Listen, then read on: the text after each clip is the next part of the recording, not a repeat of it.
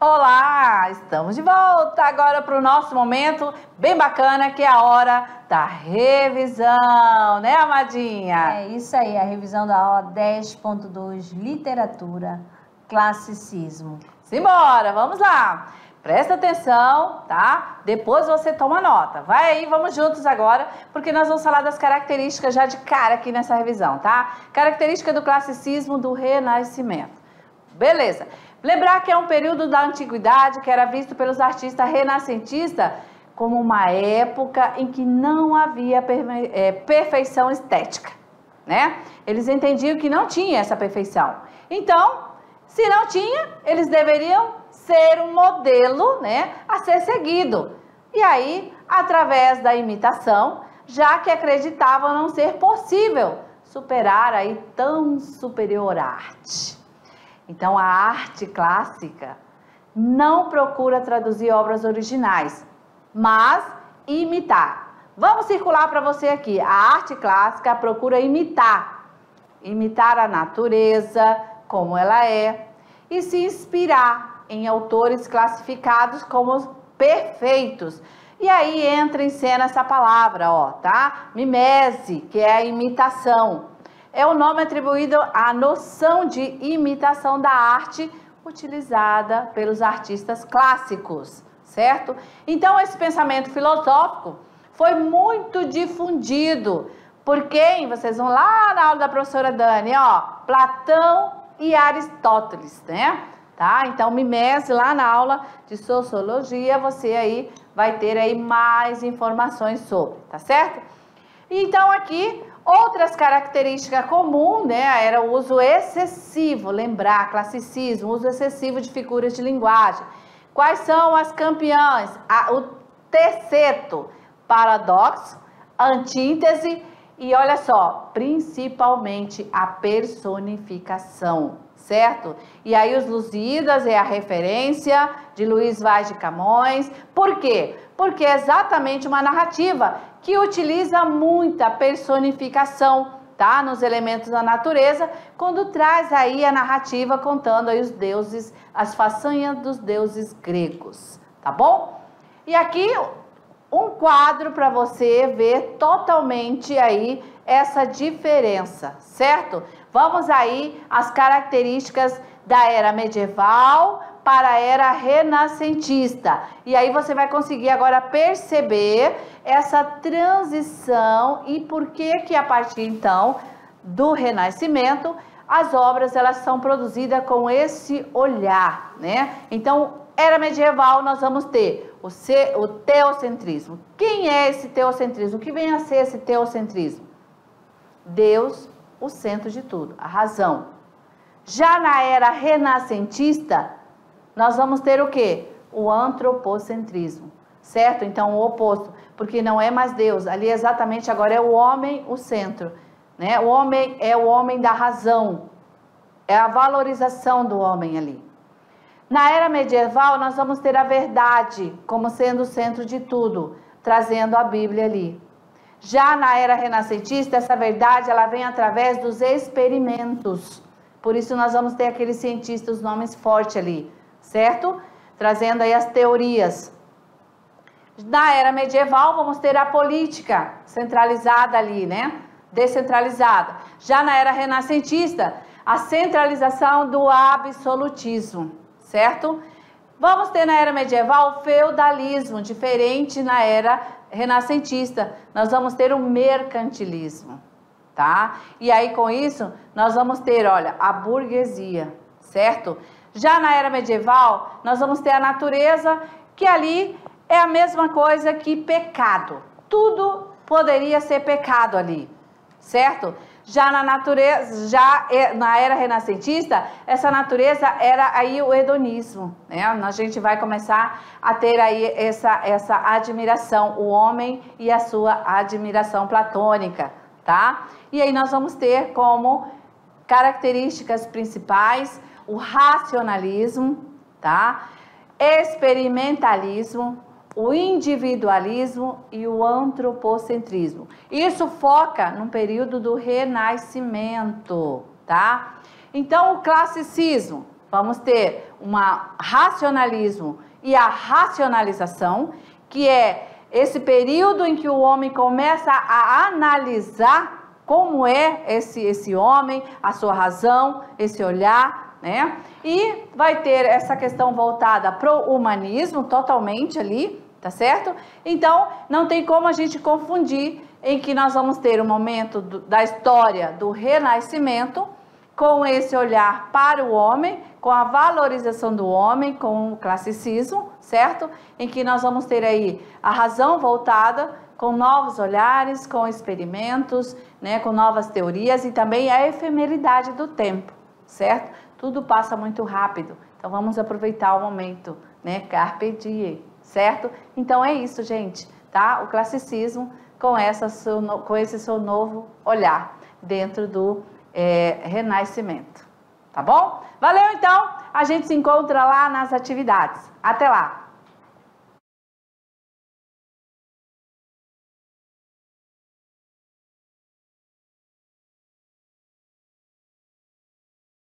E estamos de volta, conforme prometemos, agora para o nosso momento... Tirando dúvidas. É isso aí, simbora! Vamos lá, terceirão! Chamando a questão número 1.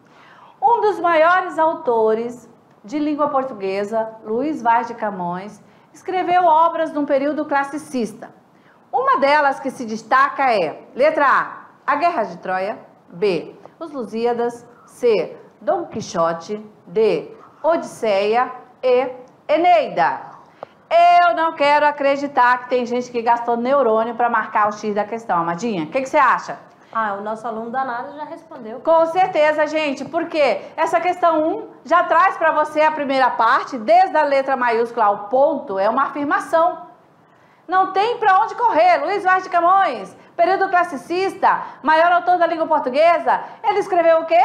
Os Lusíadas. Ah, menina, aí eu corro pra galera do terceirão. Valeu! Parabéns para quem gabaritou. Questão 2. Sobre o classicismo, é correto afirmar. Letra A. Memorial de Ares é um exemplo de romance classicista. B. Possui uma linguagem formal com o uso de regionalismos. C. Movimento que surge no século V na Europa. D. Movimento que faz referência aos modelos clássicos greco-romanos. E. Presença de poemas com versos livres e brancos. Bem, vamos pelo descarte terceirão mediação. Letra A. Memorial de Ares. Nós falamos em romance? Não, gente. Presta atenção, momento de transição, a coisa acontecendo, né? Entrando de frente aí com a questão teológica, né? Deixando ali agora a Deus o centro de tudo, a razão. E o homem agora se colocando ali em posicionamento. Agora o homem é visto, ele está ali com a sua razão, ele sendo aí o centro, né? Então a letra A está descartada, não tem para onde correr, não é a letra A. E a letra B? Vamos olhar se é a letra B? Eu acredito que possui uma linguagem informal pela fé. De jeito nenhum. Se é uma poesia que traz toda uma métrica, a gente usa Camões ali para falar para você nesse momento... Tem informalidade? Não, muito pelo contrário. Tinha um rigor de formalidade, né? Versos decassílabos, trazendo toda uma construção poética voltada pelas figuras de linguagem, né? Não é a letra B também. Vamos descartar. Vamos lá para a terceira, vamos lá. Terceira alternativa, que é o movimento que surge no século V na Europa. Não é um movimento, tá? E nem a letra D também. Movimento que faz referência aos modelos clássicos greco-romanos. Bem, vamos deixar esse aí um pouquinho. E aí, presença de poemas em versos livres e branco? Bem, vamos descartar a letra, tá? A letra E, porque versos brancos e livres? Não tinha nada livre. Tinha formalidade, tinha rigor formal, tinha uma métrica, tinha figuras de linguagem, soneto, não é isso? Então não é a letra E. Chegamos ao gabarito? Sim! Vamos lá então, vamos lá.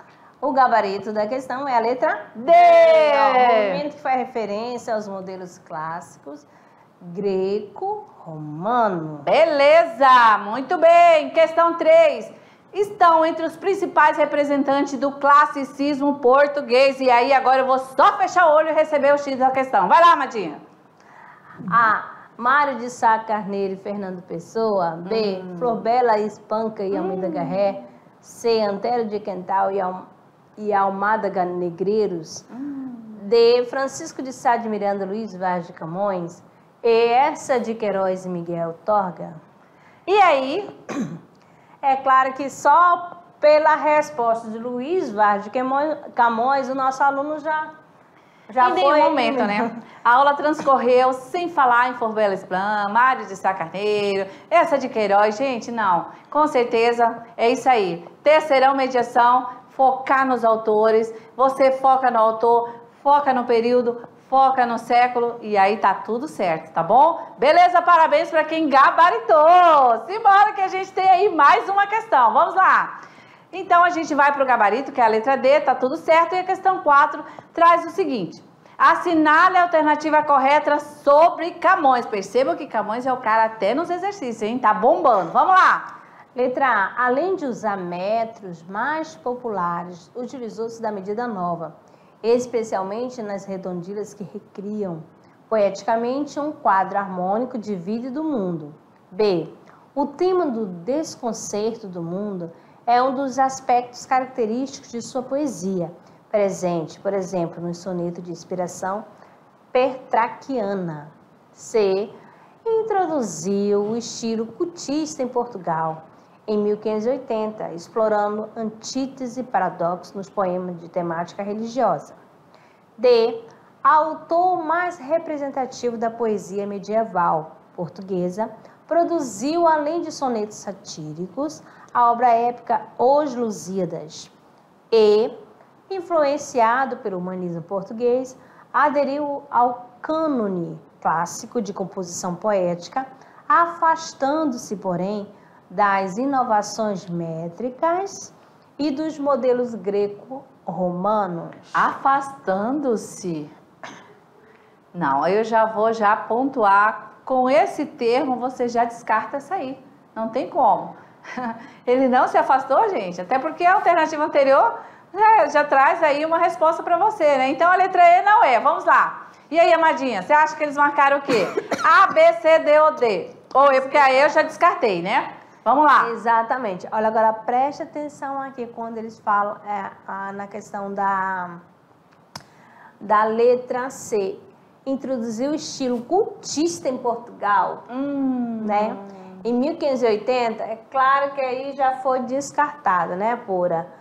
Claro que tinha essa questão de fazer o uso da antítese, paradoxo, mas aí, amada, a temática religiosa, não. Então, amadinho, olha só a alternativa, letra B, né? O tema de desconcerto do mundo é um dos aspectos característicos de sua poesia, presente nos sonetos de inspiração petrarquiana. Você sabe que todos, essa questão do Petrarca, meu Deus do céu, quase que não sai o nome, pura. Tenha fé que sai, vai lá. Não vou repetir. Soletrando.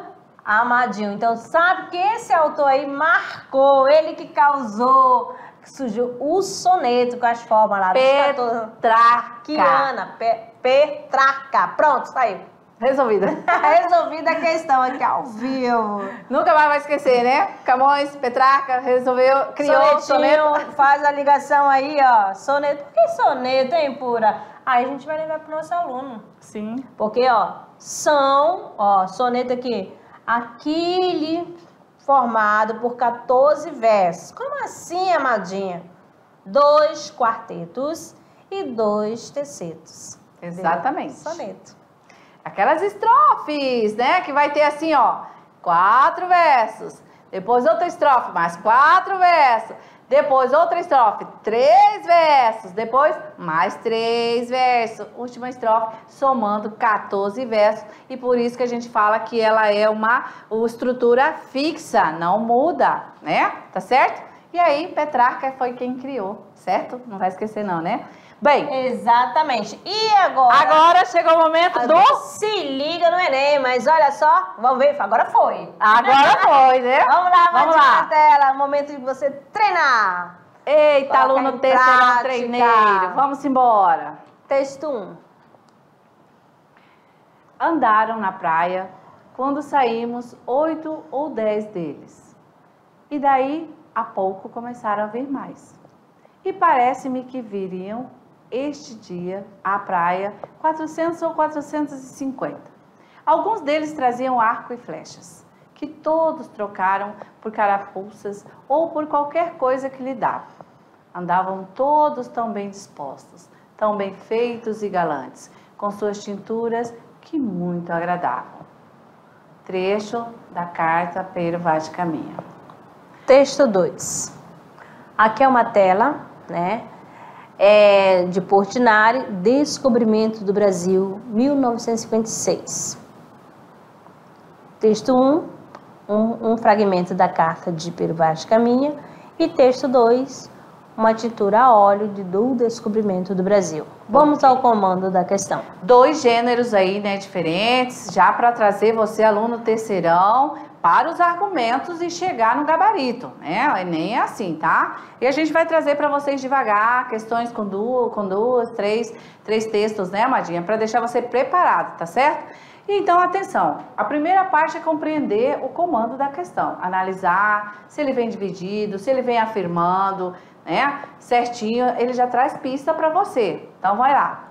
Pertencente ao patrimônio cultural brasileiro, a carta de Pero Vaz de Caminha e a obra de Portinari retratam a chegada dos portugueses ao Brasil. Da leitura dos textos, constata-se que, letra A pintura e a carta de Caminha são manifestações de grupos étnicos diferentes produzidas em um mesmo momento histórico, retratando a colonização. B. A tela de Portinari retrata indígena nus com corpos pintados, cuja grande significação é a afirmação da arte acadêmica brasileira e a contestação de uma linguagem moderna. C. As duas produções, embora usem linguagens diferentes, verbal e não verbal, cumprem a mesma função social e artística. D. A carta de Pero Vaz de Caminha representa uma das primeiras manifestações artísticas dos portugueses em terras brasileiras e preocupa-se apenas com a estética literária. E a carta, como testemunho histórico-político, mostra o olhar do colonizador sobre a gente da terra, e a pintura destaca em primeiro plano a inquietação dos nativos. Então, agora o nosso estudante tem que mostrar aí total, né, observação, a partir da afirmação do comando, né, Amadinha? Porque o comando, viu, aluno terceirão, esse momento aqui, que é aluno treineiro, terceirão, nem tem que analisar. Então, o comando já te afirmou.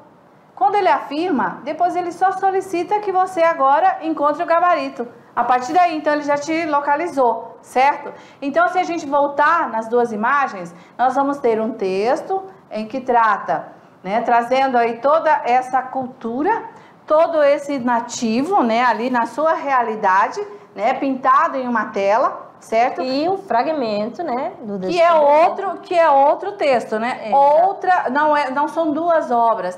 Temos questões que falam assim, duas obras que, digamos, satisfaz, né, essa parte artística. Não.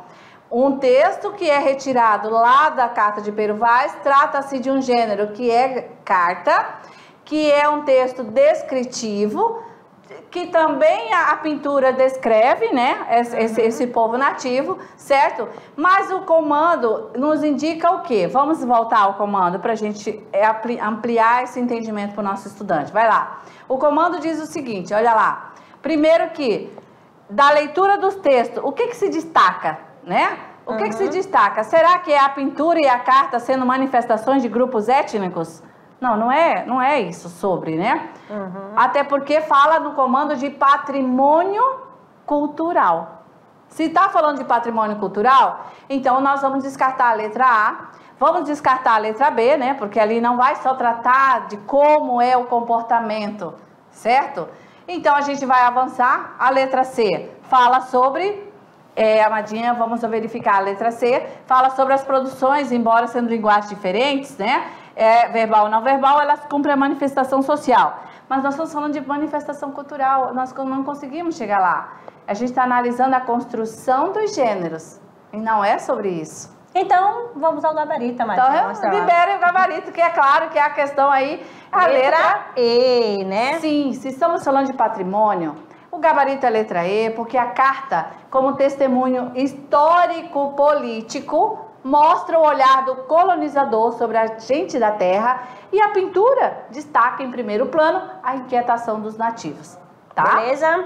Agora vamos aí para o nosso momento, que é o clube de leitura, e é o que você tem aí, Dom Casmurro, certo?